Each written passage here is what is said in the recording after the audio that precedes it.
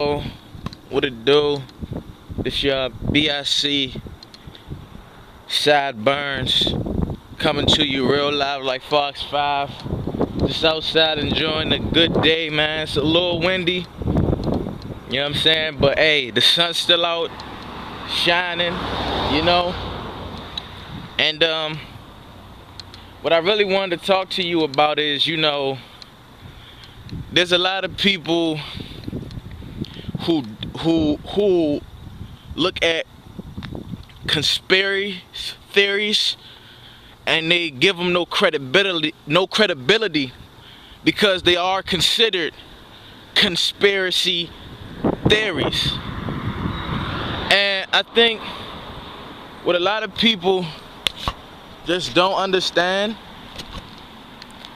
is that as far as a conspiracy theory is concerned, if there is an overwhelming amount of evidence to support the so-called conspiracy theory, then maybe, just maybe, the conspiracy theory is not really a conspiracy. Now lately, I'm sure you guys have noticed or may have heard a lot about, the Illuminati being exposed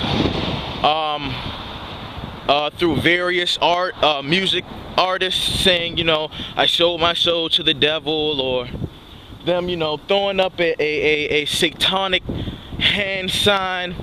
And we look at that, and you may look at that and say, well, that's just coincidence. Oh, that doesn't mean anything. That holds no meaning. But even if that was true, let's just argue for the sake that everything you said is true. Why? Then I would have to question me believing that is true. Why then has every mainstream artist said it, done it, and looks like they're a part of it? Now let me explain. How many artists do we know, or can you go on YouTube and find saying, I sold my soul to the devil? We discredit that and say, Kanye West. I'm just giving some names off the top of my head. Bob Dylan, Katy Perry.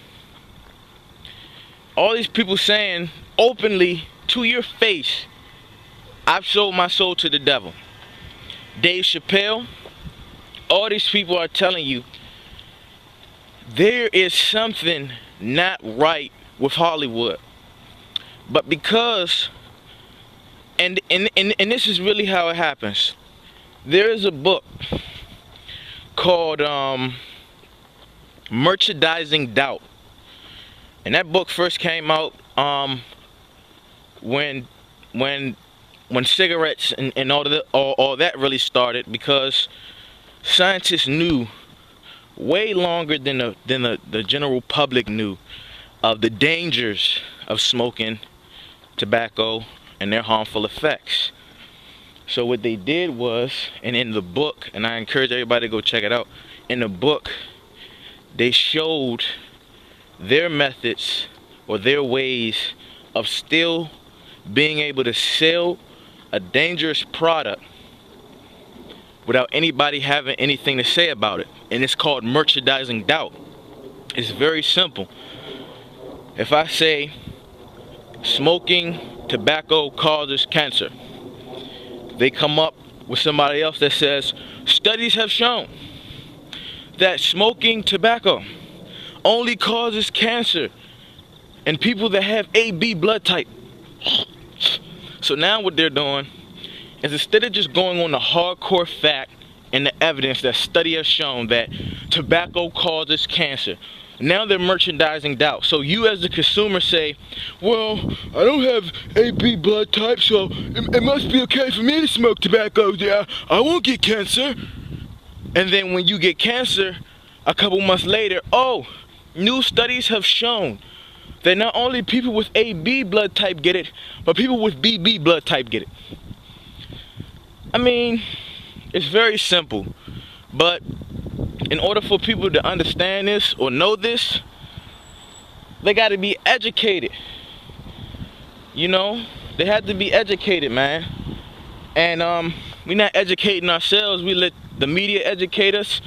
We let the school systems educate us instead of going out there and seeing what is true and what is error, because you will be surprised how easy it will be for you, if you have any type of common sense, to know the truth from error. Now, there's no way you're going to tell me that most of us having Christian roots, come on now, man, we should know the truth, man. The things that are going on now in the world, as far as the Illuminati, as far as the New World Order, you know, it's all in the Bible.